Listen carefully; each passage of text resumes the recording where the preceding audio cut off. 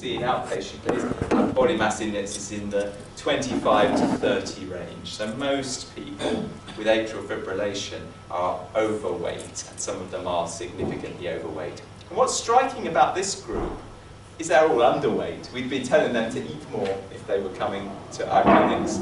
They've got very slim waists. I don't know what 76 centimetres is in inches, but it's you do it for us, divide it by 2.5 and you'll tell us what inch waist.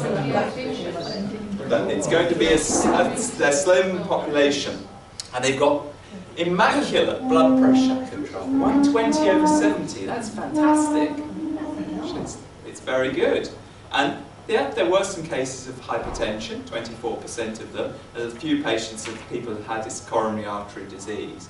But you know, these risk factors that we look at, which we know contribute to atrial fibrillation, they're very, very well controlled. And this starts to play into the idea that maybe there's more to the management of atrial fibrillation than just controlling the rhythm.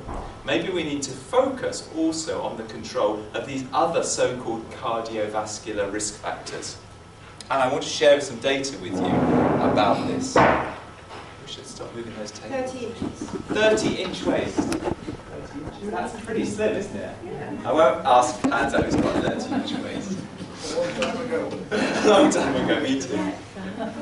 Okay, so if you go to a textbook of cardiology and you open it on the page of AF and you want to say what causes AF, right, you will get a list of things that are associated with this condition. Okay, and they're in no particular order, but perhaps the more common ones at the top. So hypertension. Many people with AF have got hypertension. Many people with AF have got diabetes. Many people with AF are overweight. Many people with AF have had some cardiac disease, like a coronary artery disease in the past. Some of them have valve disease. Some of them have overactive thyroid. When we see a patient with atrial fibrillation, we always check the thyroid function. About once a year it's abnormal, it's overactive, and we treat that and the AF gets better. So this is small print. Alcohol. Inflammation, whatever that means, probably means low circulating levels of inflammatory things which make and cause cardiovascular disease. Another thing's not on this list, sleep apnea. So people where their airway obstructs at night, we know that's associated with cardiovascular disease. So almost you could cross out AF there and you could put coronary artery disease and then put that list. You could put hypertension, remove it from this, and that would be the list of things that cause that. So they're all interrelated, these conditions, and they're all promoting cardiac disease, be it coronary disease, high blood pressure, or atrial fibrillation. And I suppose, you know, you're thinking about what's going on, and I said to you, well, maybe in the 18-year-old patient with AF you could cure it. I think that's true. But when you're 80, you've probably got these other factors which are causing the atrial fibrillation to come. They're causing structural changes in the heart, which may be microscopic, but they are persistent, ongoing, and that's why the AF tends to keep coming and going and coming back even if you get rid of it. Now somebody said, what's the best tool for treating AF? Is it novel anticoagulants? Is it burning the atrium with an ablation catheter? If you don't like heat, go cold, freezing it with a cryo balloon. Is it giving lots of drugs? Actually, probably the best way to start with is giving people lots of information about the condition because it helps them understand it and then manage it better. We're worried about it because it can cause stroke and sometimes heart failure, but sometimes it does nothing at all. It doesn't cause any problems. Some people can be completely disabled with it, and others are in the Ashley Centre having a nice Friday morning and they don't even know they've got it. And it goes with inflammation, wear and tear, ageing, but also it can affect very healthy people. Very fit athletes can get it. So it's a funny disease, isn't it? You can't kind of pin it down. It's like a chameleon, it keeps changing. Okay. So I'm going to tell you about two studies where they've tried to look at this question of if you modify these risk factors, can you improve the symptoms, the frequency of atrial fibrillation? And they both come from Adelaide in Australia.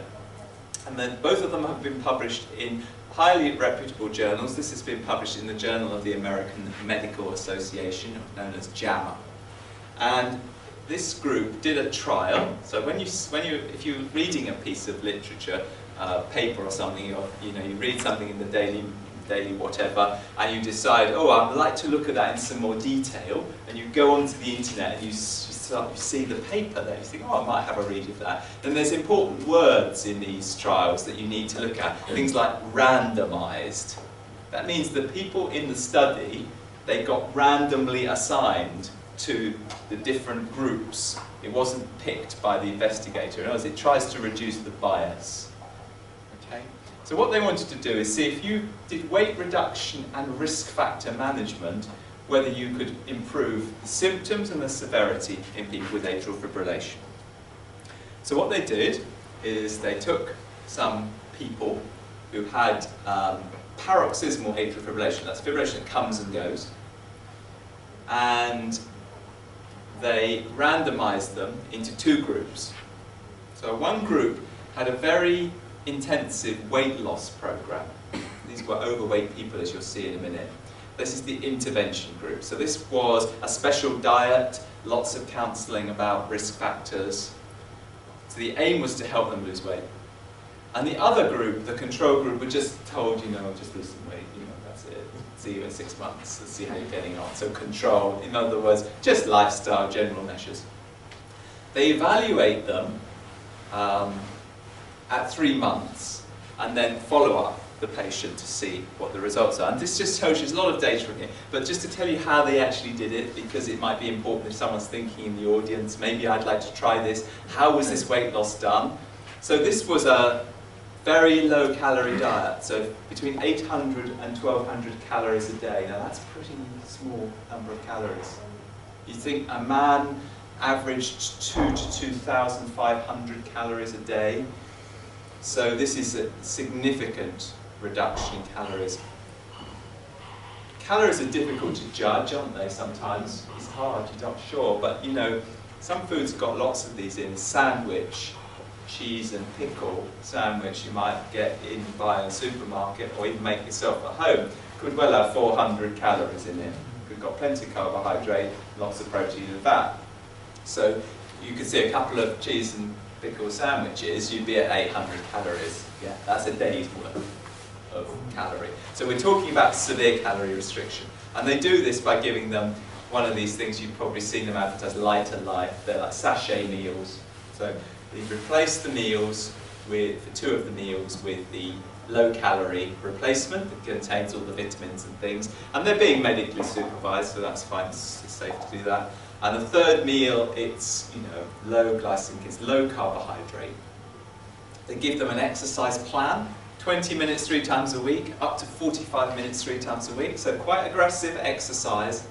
And then gradually, after the 8 weeks, they phase out that really strict diet and replace it with just a healthy diet and then keep following them up. So good weight loss program, and they maintain their diet activity and their blood pressure diet. The control group, just as I said, got a bit of written information, read it if you like, and they didn't ask them to monitor their diet and activity. And they measure the AF symptoms. There's a scale, in all these research papers, you need some kind of measure of how symptomatic somebody is. And they've got this scale which goes from about 3 to 30. So if you have 3, you've had 1 episode of AF lasting a few minutes. If you're at 30, you're symptomatic lots and lots of the time. And it measures how frequently you get it, how long it lasts, and how bad you felt when you got it. So it's a way of trying to attach a number to each patient in the study to see whether there's a difference between the 2 groups. Now this is small, but it just gives you an idea of the sort of people who are in this. There's 75 in each group. They're about 60 years old. And when you're looking at a trial and trying to work things out, then you need to make sure that the 2 groups were quite well matched. Because supposing the people who were in one group, let's say, were much older than the other group, well, that could influence the results. So we need to be careful and make sure they're all matched together. Because it's done randomly, they should be. So it should be as many people of X age going to one side as the other. So you see that about half of them were men. Now their waist circumference is 110 centimetres. What did we have before? 76. 76. So they've got 30 centimetres more. Yes, typical 98 kilos, body mass index of 32.8. So these are quite, people who were significantly overweight, and some of them having more alcohol than they should be having, and a lot of people with high blood pressure, diabetes, high cholesterol, previous coronary disease, about 10%, sleep apnea, 90% having sleep apnea. So this is a typical overweight, high blood pressure type of population where you really want to target this. So ideal group to study. So this is what happened to them. So this is the waist circumference, and this is 15 months of treatment. The control group, if you do anything to people, the benefit happens, even in the control group. So if anyone ever says to you, would you like to be in a clinical trial? Always say yes, because even if you're in the control group, you'll do better than you would have done otherwise. It's called the Hawthorne effect. Has anyone heard of that? Yeah. There's some nodding, yeah. It's like the Hawthorne Electric Factory, where they came in and changed the light bulbs and told the people they were changing the light bulbs, and we'd seen whether the lighting affects the amount of work you do. And then they didn't actually change the bulb at all, it was exactly the same, but because someone had done something, the people worked faster. So if you observe something, you often can see a change. So you see people do get slightly slimmer, and their body mass index does drop a little bit if you put them in the control group. But if you intervene, as you hope, with your lighter life type diet, then you really can have quite a nice effect. So these people have almost dropped nearly, well, that's between 15 and 20 centimetres off the waist. That's quite significant. And body mass index has dropped. Remember, it was about 32 to start with. So they dropped down by about 5. So they've come nicely, still a bit overweight, but they've done pretty well. They've dropped their weight significantly by this. And it seems to be a nice, gentle, progressive thing. Of course, what you want is what happens over here. Does it do that? Yeah. Or does it go that? Or does it just flatten off? I suspect it probably goes up a bit. I don't know. It depends. All these trials, they're relatively short term, because you can't do a trial over 10 years, you want the data. And this is what happened to their AF. So their symptom burden, this is your control group again, you can see the symptom burden decreased and the severity decreased. They actually got better. The AF wasn't there as much, and when it was there, it wasn't as bad. Sorry, did you say that was paroxysmal? Paroxysmal. So this is a good advert for saying that a bit of weight loss seems to have a beneficial effect, not only on your weight, but also on things like your atrial fibrillation severity and frequency. And actually, if you look at the paper in detail, I'm not sure I've got it on the next slide. I have got that, but I haven't got the rest of the data shows that the blood pressure improved, that the blood sugars got better, the markers of inflammation improved, all the parameters got better, everything got better for those patients. So it's really worthwhile, and that was a simple, non-drug intervention that anyone could do. Not particularly expensive in terms of the therapy, although probably quite expensive in terms of the time it took to the input of the patient, the number of people. So, and that just shows here in a slightly different format the duration. So the number of episodes. In the control group, it was 2.8, and it dropped to 2 by 12 months, and then 3.3 to 0.6. So quite a big effect. And the number of minutes of AF, they did a Holter monitor, so they put a tape on the patients, and they can look at how much AF they were getting. So it's reducing quite significantly. So nice study. Now, we have to be careful with these studies, because it is only a single centre. Right? That means it was one hospital. The number of people is relatively small, so if it was like 500 there, we'd be happier. So it's a small study, but it kind of does what you'd expect, and it shows that there is great potential for patients to lose weight. Now there's all sorts of things somebody could say, but you haven't told us how many people had an ablation in each group whilst the trial was going on, and maybe that could have influenced things. Because say many more people in the intervention group had an AF ablation than in the control group, that could have a huge influence, couldn't it, on that? They were actually very matched between them. Some of them did have ablations in the two groups. So that's the first study, just simple paroxysmal AF.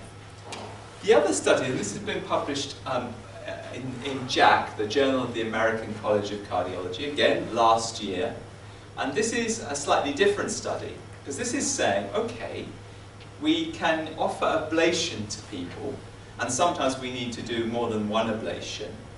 But if we were to target the patient with aggressive risk factor therapies, as well as doing the ablation, would it make our ablation better? Because we all know that ablation only really works first time about 50% of the time and 60%, and you often have to keep repeating it.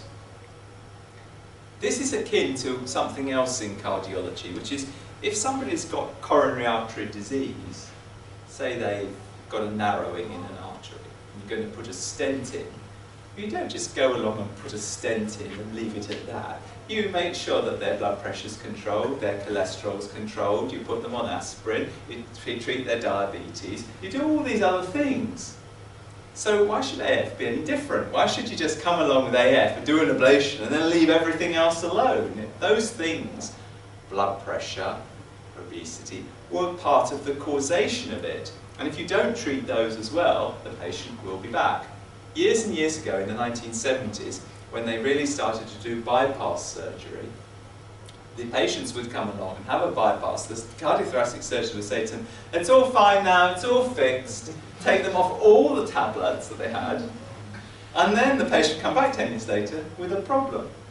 And then they thought, maybe, yeah, that's right. So we just put that bypass on, but actually we didn't stop the disease process. We allowed it to continue, so then the penny dropped. You couldn't do that. And it's a bit like that, I think, in AF. We need to be thinking about these risk factors. These were the things that caused the AF in the first place, so we need to be attentive to those and not just keep ablating stuff. We need to ablate some patients, but we need to deal with the risk factors as well. So this is what this trial was done to answer the question. So, they had a lot of patients, 281 people, coming along for their first ablation. If your body mass index was more than 27, okay, that means so overweight, and you had one or more cardiac risk factors, so you had to have a high blood pressure, diabetes, previous coronary. Then you got your aggressive risk factor, you offered aggressive risk factor management. I'll tell you what that was in a minute. Interestingly, of the 165, only 69 accepted the offer. You'll see why in a minute. 96 said, no thanks, I don't want that, I'll be the control group. Now, this is important. This is not a randomized study, is it? No. These people may be different from these people. Why? These people might be, I can't be bothered with that. No way. So they may be less motivated. These people may be highly motivated group. So now there's a potential. We've loaded up the intervention group with highly motivated people, and we've loaded up the control group with potentially unmotivated people. That could influence our results over time. Could be that these people will do better because they were like more adherent to their tablets and everything, and so did all the things they were asked. So we just need to be careful. This is a flaw in this study. They should really have taken these people and randomized them at that point to either standard therapy or the intervention. So it causes bias. So anyway, they didn't do that because if they'd done that, they'd only had 30 people in each group. It would have been difficult. So they've done this, and they've put people into these different groups. They had 61 people here in their intervention group and 88 in their control. So what did they do? They controlled the blood pressure really tightly. The patients had home blood pressure monitors. They had to do it 3 times a day. They had to have a target blood pressure of 130 over 80, 80% of the time. So quite aggressive blood pressure control. And if it wasn't at that level, they would give them more medicines for it. There was a weight management program, so like you saw in the previous trial, the lighter life-type diet, they wanted to achieve a body mass index of less than 25, so keep people in the normal weight category. Exercise, lots of exercise, 20 minutes 3 times a week. They were on statins, diabetes control, sleep apnea was treated, so they intervened with that. If it was appropriate, with a CPAP machine, it's like a mask that helps the breathing. They were told to stop smoking and help to stop reduction of alcohol consumption. So this is trying to target every single aspect of that. This should be really fit people by the end of this. And the control group just got standard care. So what happened? This is really busy. Don't worry too much about it, but it does show you the effects of the intervention. So you can see here, this is the baseline weights of the controls and then a follow-up, and there's not much difference. But if you did this, these were slightly bigger people, 100 kilos down to 87 kilos. So they lost weight, BMI, body mass index, come down. Look at the blood pressure, 160 to 120, phenomenal. But look at this, interesting. This group also improved a bit. Not as much, but they improved a bit. Diabetes, etc., the sleep apnea things improved. Antiarrhythmic drug use went down, which is good in this group. And other things like the frequency of AF dropped from 7 to 2, but it also decreased a bit in the control group. And other parameters for AF improved. So there was more effect in the intervention group, but there was also some benefit in the control group. So this is just graphical. It shows you the single procedure AF. So people who had an ablation, they went into the intensive group or the control group and followed up. And this shows you the number of people who were free of AF. So this is 720 days, so that's what, nearly 2 years. So if the control group here, you had about 30% free of AF at 2 years. Whereas in the intervention group, more like 70% free of AF at 2 years. Some of these people had a second ablation, and so they grouped the ones who had more than one ablation. And you can see again, the effects of ablation are that at 2 years you've got about half are free of AF, but in the risk factor management group, nearly 90%. So if we regarded this as a treatment, this package, it's better than having a second ablation almost. It really is very, very effective at keeping patients out of atrial fibrillation. So I put it to you that although there are issues with the way in which this study has been done, it's not randomized, it does seem to support strongly the idea that we should be targeting all of those risk factors and making sure that when we see a patient with atrial fibrillation, we are making sure the blood pressure is controlled, giving good advice about losing weight if the patient's overweight, making sure that whether they've got sleep apnea, if they have got it, treating it, making sure their diabetes is well controlled, telling them about alcohol reduction and stopping the smoking if they're smoking. If we're doing all those things really intensively, we won't probably see as much benefit as they did in this trial, because in the trial you will see more benefit. But we'll be having a good effect on our patients to reduce the likelihood that they're going to either need a second ablation, or if they have a second ablation, that they're going to end up in atrial fibrillation again. So it's quite powerful, this. It needs to be repeated in a randomized study, but it's very powerful data. And it speaks to this idea that all those factors are what are promoting the AF, so if you want to reduce the burden of it, you need to do more than just cool or burn the atria. You need to do this risk factor management program, and that helped to reduce the incidence of AF. So we've got two nice studies that suggest if you really go for the risk factors, it does improve the outcomes for the patients.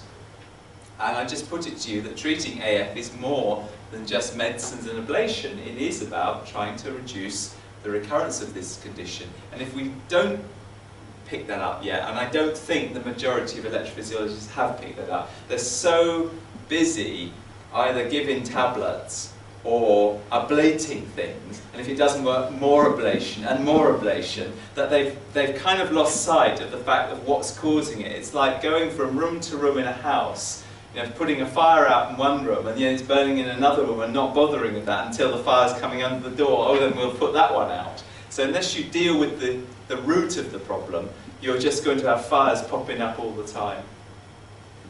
I'm going to stop there, and I'm very happy to take any questions that you may have.